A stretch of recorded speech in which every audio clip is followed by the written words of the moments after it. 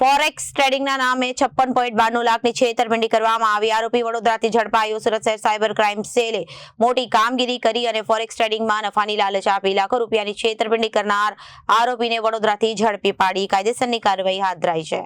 આરોપીએ ફરિયાદીને બોટાલ પામી નામની વેબસાઇટ મારફતે ફોરેક્સ ટ્રેડિંગમાં રોકાણ કરાવ્યું હતું અને મહિને 5 થી 6% નફો મળશે તેવી લાલચ આપી ટુકડે રૂપિયા 56.92 લાખ અલગ અલગ બેંક ખાતાઓમાં ટ્રાન્સફર કરાવી છેતરપિંડી આચરી હતી. આ મામલે સાયબર ક્રાઇમ પોલીસ સ્ટેશનમાં ભારતીય ન્યાય સંહિતા 2023 આઈટી એક્ટ હેઠળ ગુનો નોંધાયા બાદ પોલીસે ટેકનિકલ તપાસ હાથ ધરી, જેના આધારે આરોપી સોમપુરી ઉર્ફે કિશનપુરી ગોસ્વામી ઉંમર 38 ને વડોદરાથી ઝડપી પાડવામાં આવ્યો. તપાસમાં સામે આવ્યું કે આરોપી રોકાણ પર 10% કમિશન મળતો હતો.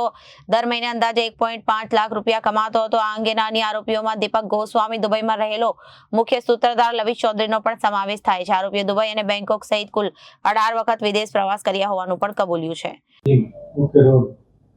ફોરેક્સ ટ્રેડિંગમાં ઇન્વેસ્ટ કરવાથી વધારો નફો મળશે એમ જણાવી ફરિયાદીથી 56,92,000 રૂપિયાની છેતરપિંડી કરનાર જે આરોપી છે એમની ધરપકડ સાયબર સેલ દ્વારા વડોદરા ખાતેથી કરવામાં આવ્યું છે.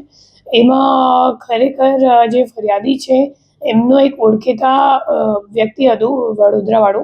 તો એમની મારફતે એમને ખબર પડી કે આમાં અગર આપણે ઇન્વેસ્ટ કરીએ તો વધારે રિટર્ન મળશે, 6% દર મહિનાનું રિટર્ન એમને મળશે. તો એમ જણાવી એવી લાલચ આપી. પછી એમની મુલાકાત જે આપણે અટક કરેલ આરોપી છે ગોસ્વામી સોમપુરી ગોસ્વામી એમની સાથે એમની ઓળખ થઈ અને પછી સોમપુરી ગોસ્વામીએ એમની 56,92,000 રૂપિયા 3 બેંક અકાઉન્ટમાં લઈને અને પછી એમને કંઈક વિડ્રો કરવા દીધું નથી અને એવી રીતે એમની સાથે છેતરપિંડી કરવામાં આવ્યું છે. હવે તપાસ દરમિયાન એ બહાર આવ્યું છે કે જે 3 અકાઉન્ટ છે એ 3 અકાઉન્ટમાં 50 જેટલા NCCRB કમ્પ્લેન્ટ અને 10 કરોડ 2 લાખ રૂપિયાની ટોટલ ફ્રોડ અમાઉન્ટની હકીકત સામે આવ્યું છે.